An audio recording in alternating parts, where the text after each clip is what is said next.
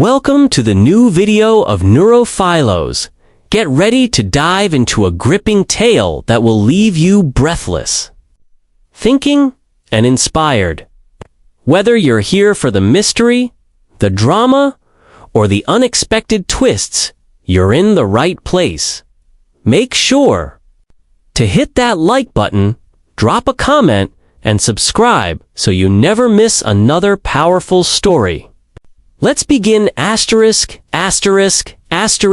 Why do we keep fighting? Why do humans insist on fighting each other? This question is as old as history itself. It lingers in the ruins of fallen empires, echoes through the chambers where peace treaties were signed, and now vibrates across digital screens in the polarized debates of our time. For a species that prides itself on being civilized, enlightened, and advanced, the persistence of conflict is a disturbing paradox. Why do the same hands that sculpt cathedrals and paint masterpieces also forge weapons, draft armies, and march into battlefields? And even when cannons fall silent, why do people continue to wage smaller wars against neighbors, colleagues, and sometimes even loved ones? War is often imagined as an exceptional event, a break in the order of civilization, caused by tyrants or desperate circumstances. But if we look closer, we discover something more unsettling. Conflict is not an occasional eruption. It is a recurring expression of something deeply rooted in human nature. It is both a personal and collective pattern, a shadow that follows us wherever we go, whether in open battle or in the quiet hostility of daily life. The logic of war persists. From the earliest tribes to modern nation-states, the impulse to fight has never disappeared, has only changed form.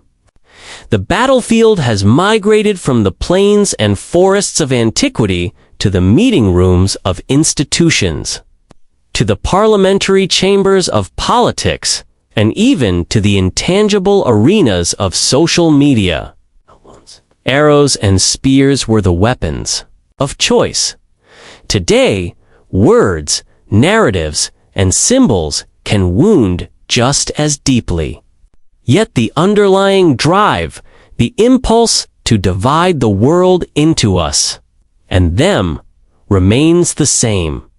This persistence suggests that war is not only a social or political phenomenon, but also a psychological one.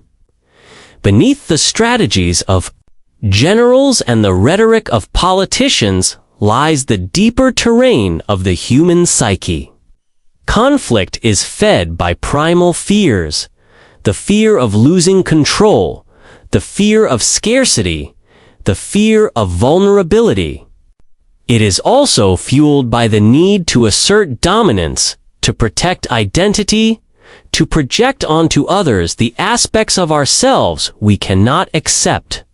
War, in this sense, is both external and internal a reflection of the unconscious battles we fight within ourselves.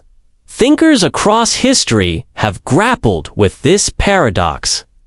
Some, like Hobbes, believed that humans are naturally inclined toward rivalry and violence unless restrained by authority.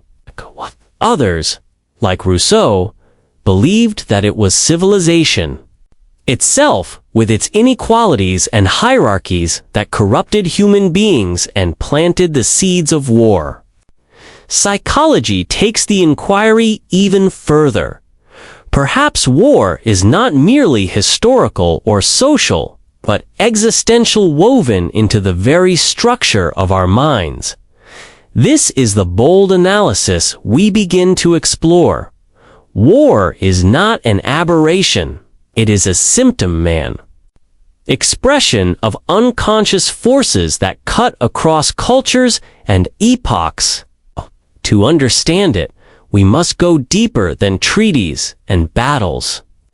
We must examine the shadows within ourselves, the fears and projections that have made humanity its own worst enemy. And perhaps, by facing this truth, we can begin to ask the most important question of all, not just why we fight, but how we might finally stop. War before civilization. To understand why humans continue to fight one another, we cannot look only at the wars of recent centuries. We must dig deeper literally into the soils of prehistory, where bones and ruins tell stories older than written memory. For a long time, many believed in the romantic myth of the noble savage, an idea popularized by Jean-Jacques Rousseau. According to this view, early humans lived in harmony with nature and with each other, and it was only civilization, with its laws, hierarchies, and private property that corrupted this original peace. But archaeology, particularly in the last 50 years, has dismantled this comforting illusion. Excavations across Europe, Asia, and the Americas have uncovered evidence that prehistoric life was far from idyllic. Skeletons bear the marks of violence, fractured skulls, broken ribs, arrowheads, embedded in bone. Villages once thought to be simple clusters of huts turn out to have been fortified with ditches, walls, and wooden palisades. These were not decorative structures. They were defenses, built with collective effort against very real and constant threats. In his influential work, War Before Civilization, archaeologist Lawrence Keeley argued that conflict is as old as humanity itself. Far from being rare, violent death was a statistical norm in early societies. In some prehistoric cemeteries, more than 20% of the remains show clear signs of violent injury. Keeley estimated that rates of mortality from warfare in certain small-scale societies were actually higher than in the industrialized nations of the 20th century, even during the World Wars.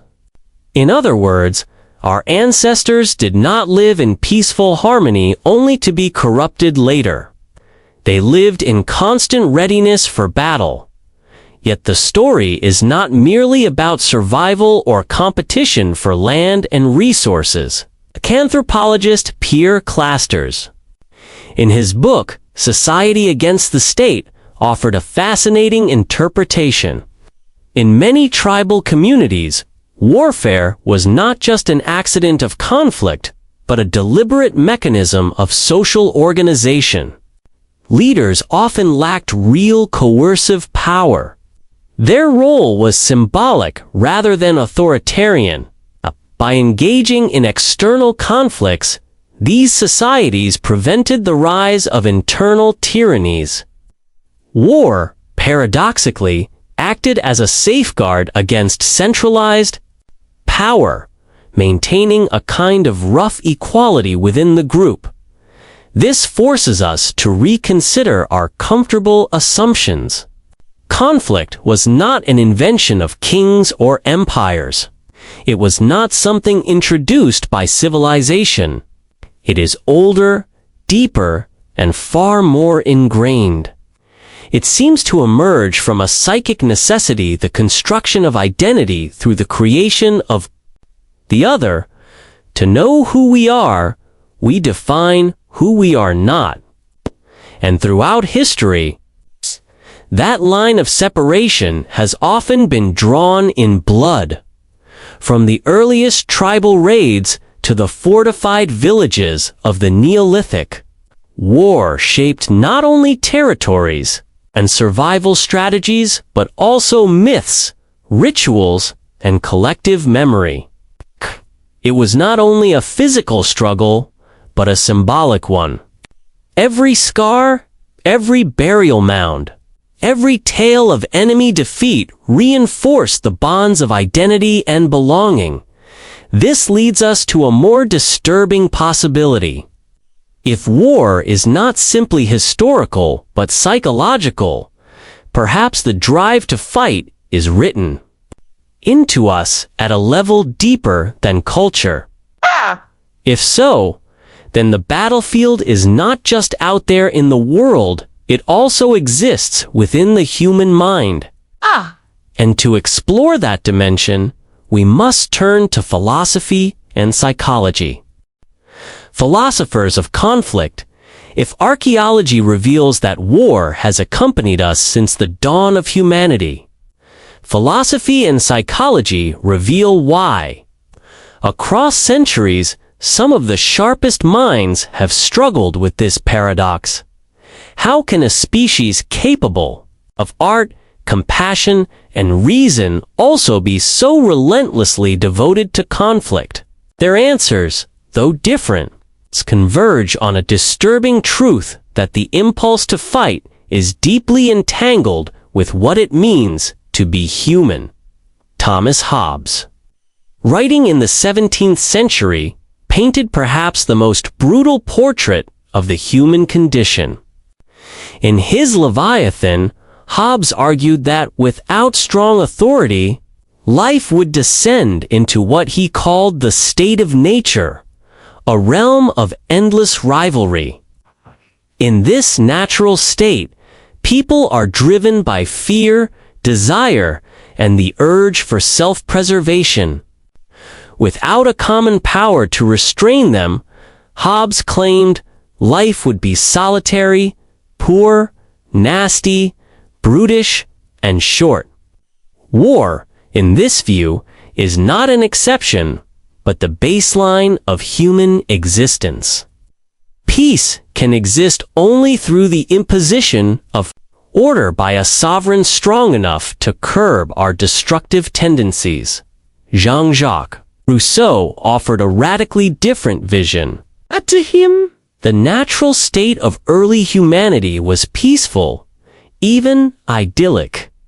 It was civilization itself, the invention of private property, competition, and inequality that corrupted the human heart and gave birth to violence.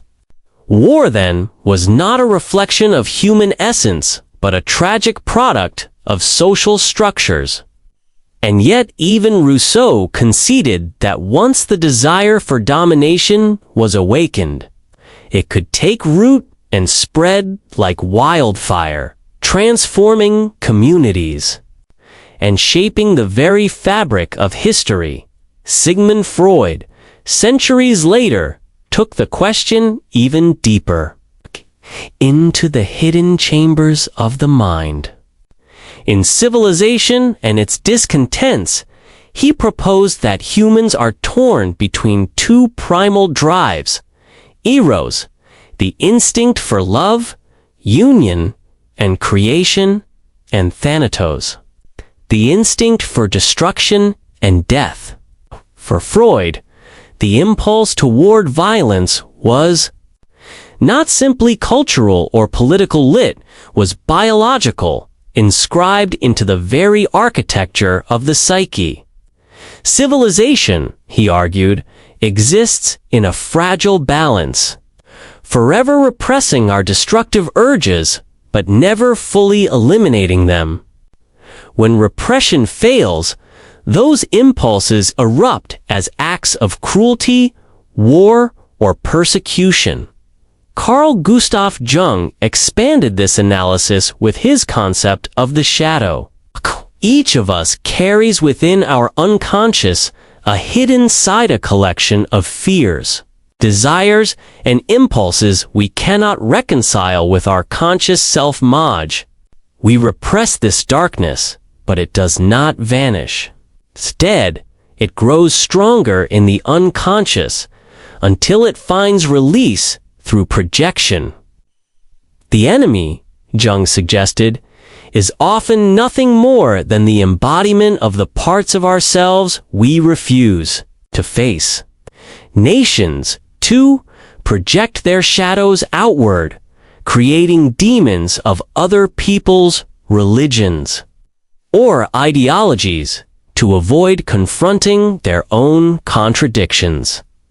From Hobbes to Rousseau, from Freud to Jung, a troubling image emerges. War is not an aberration, but an echo of forces within us all. Sometimes these forces are contained. Sometimes they are unleashed, but they are never absent. If this is true, then the wars we fight in the world are reflections of the wars we fight within. The battlefield may be external, but the fire that fuels it begins in the human soul. The projection of the shadow, if war arises not only from external circumstances, but from forces rooted deep within the psyche, then one of its most insidious mechanisms is the projection of what Carl Jung called the shadow. The shadow is not a monster lurking outside us, is within us. It is the collection of impulses, desires, fears, and traits we refuse to acknowledge in ourselves. We like to imagine we are rational, moral, and self-controlled. But beneath the surface lives a darker mirror, filled with envy, aggression, resentment, and the thirst for domination. When unrecognized, this hidden darkness does not disappear. It seeks an outlet. That outlet is often found in others. Projection is the psychological sleight of hand by which we unload what we despise in ourselves onto someone else. Suddenly, the neighbor, the rival, the stranger, even entire groups of people seem to embody the very qualities we reject within. What we will not face in the mirror, we find in the enemy. Through this process, hostility is given a face, and war becomes not just possible, but inevitable. History is littered with tragic examples of this mechanism. Before violence comes the work of dehumanization. Propaganda campaigns have always served as mirrors of projection, painting whole peoples as parasites, barbarians, or existential threats. The Holocaust did not begin in gas chambers. It began with discourse, with the construction of the Jew as a dark reflection of Germany's fears and insecurities. The Rwandan genocide was prepared by radio broadcasts that described the Tutsi as cockroaches. Colonial wars were justified by portraying indigenous populations as savage, incapable of civilization, needing to be subdued. Each time, the enemy was not discovered, was invented. Canvas for a society's denied shadow. Nietzsche sharpened this insight with his analysis of resentment on the genealogy of morals. For him, morality often arises from weakness, from the inability to act directly on one's own impulses. Those who feel powerless transform their frustration into moral superiority, labeling others as evil to preserve an illusion of purity. Hatred of the enemy thus becomes not just emotional, but ideological, a way of protecting a fragile self-image. This process is no relic of the past. In the age of technology, projection has been amplified rather than diminished. Social media functions as a factory of enemies. Algorithms feed outrage, polarize communities, and reduce opponents to caricature symbols of everything we fear or despise. Online debates quickly become battlegrounds, where nuance vanishes and only the language of good versus evil remains. In such an environment, projection flourishes, each side convinced that it embodies virtue while the other embodies corruption. The danger of projection lies in its subtlety. It allows individuals and societies to wage war without ever admitting their own complicity. By externalizing the shadow, we absolve ourselves. We believe we are fighting monsters, when in reality, we are fighting the darkness we refuse to see in the mirror. This raises a haunting question. If the enemy is often nothing more than a projection of our own denied impulses, then who builds these mirrors? Who shapes the narratives that magnify fear, harden divisions, and justify violence? To answer this, we must turn to the realm of discourse and power. The everyday wars. When we hear the word war, we often picture distant battlefields. Soldiers in uniform, tanks rumbling through streets, or bombs falling from the sky.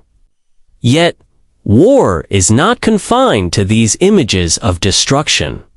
It seeps into everyday life, hiding in our language, our relationships, our politics, and even in the conversations we have with ourselves. Modern war is diffuse. It is no longer only fought with weapons, but also with words, symbols, and gestures. It has become an invisible current that shapes behavior and corrodes the bonds between people.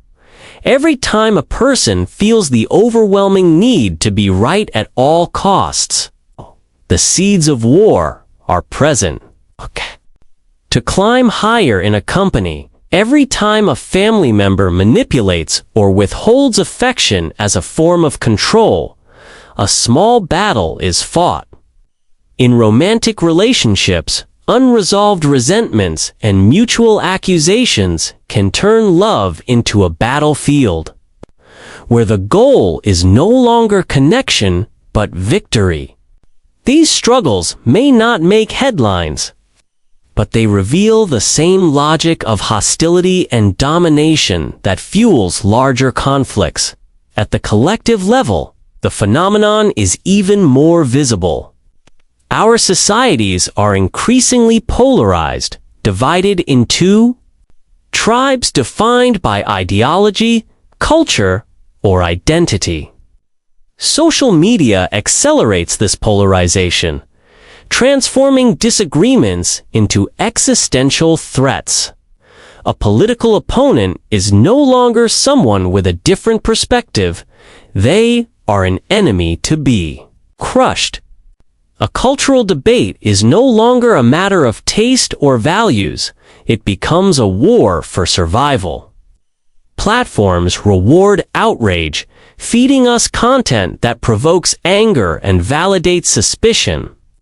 In this way, algorithms act like generals directing an invisible army, keeping us engaged through perpetual conflict. This invisible war exhausts us, corrodes trust, and makes cooperation difficult, even in matters where unity is essential. The language of division, us versus them, good versus evil. Winners versus losers become second nature. We stop seeing others as complex human beings and begin seeing them as obstacles, threats, or caricatures. It is a subtle but devastating process. The battlefield is no longer out there. It is everywhere. The cost of this daily war is profound. It erodes mental health, leaving individuals anxious, suspicious, and constantly on edge. It weakens communities, replacing empathy with fear. It also corrodes democracy, as dialogue gives way to hostility and compromise becomes impossible. What once were disagreements become absolute conflicts, with no space for listening or reconciliation. And yet, perhaps the most unsettling realization is this: the invisible wars of everyday life resonate with something already inside us. As Jung observed, the shadow always seeks expression. When we project our unacknowledged fears and impulses, we create enemies even in our closest circles. The colleague we resent, the neighbor we distrust, the stranger we mock online. All become mirrors of our inner battles. Thus, the great wars of history and the small wars of daily life are not separate. They are connected by the same psychological thread. Until we learn to confront and integrate our own shadows, we will continue to live in a state of constant low-level war, sometimes silent, sometimes explosive, but always destructive. And this leads us to the most urgent question of all. If war has infiltrated our everyday lives, is there a way to break the cycle? To answer this, we must turn inward and face the true battlefield, the human soul itself. Toward transformation, if conflict runs through history, through societies, and through our daily interactions, then the final question is not merely why we fight, but how we can stop.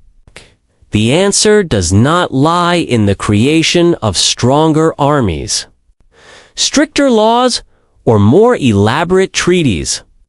Those may prevent violence for a time, but they do not dissolve the root.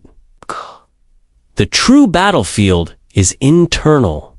Lest we confront what Carl Jung called the shadow, the darker impulses we deny in ourselves, we will continue projecting them outward, creating enemies to carry what we cannot bear to face within. Transformation begins with recognition. To admit that resentment, envy, fear, and hostility live within us is deeply uncomfortable. It is far easier to label others as the problem, to believe that evil is out there. Yet history and psychology remind us that every human being carries seeds of violence. What is denied becomes fate.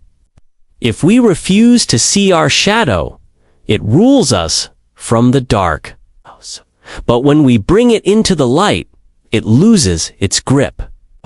Integration is not about erasing the shadow. It is about acknowledging it, understanding it, and refusing to let it unconsciously dictate our actions. This work begins at the individual level. We must cultivate practices of self-awareness, pausing when anger flares, asking ourselves why we demonize the other, learning to sit with discomfort instead of projecting it outward. This is not weakness. It is strength of the highest order. To master armies is impressive. To master one's own inner battlefield is transformative. Practices of empathy and dialogue, truly listening, without the urge to win are not luxuries. They are antidotes to hostility. Compassion, far from being naive, is one of the most radical weapons against the cycle of war. But the transformation cannot stop with individuals. Societies must also evolve. Institutions, education, and media shape the narratives we live by. If these narratives constantly divide the world into good and evil, us and them, they will keep us chained to perpetual conflict. We need spaces that encourage critical reflection, open dialogue, and shared humanity. Imagine schools that teach not only mathematics and history, but also emotional intelligence and conflict resolution. Imagine media that rewards nuance instead of outrage. Imagine politics where opponents are engaged, not annihilated. These are not utopias. They are necessary steps. If we are to break free from the unconscious machinery of war, we must also release the illusion that peace means the absence of conflict. Conflict will always exist.